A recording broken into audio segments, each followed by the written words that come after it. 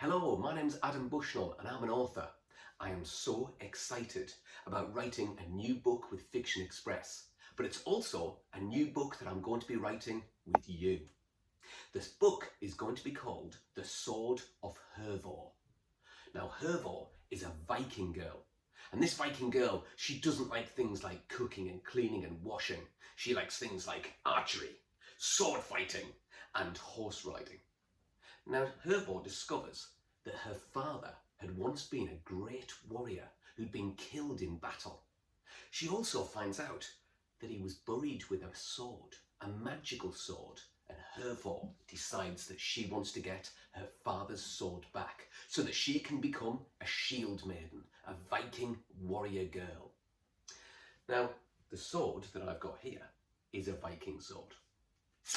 The front cover is going to have a picture of this sword on it as well. What I'm so excited about is that you are going to help me to write this story. You are going to help to write this book. It's up to you what happens. And I'm so excited about the choices that you're going to make and the adventure that we're going to have together.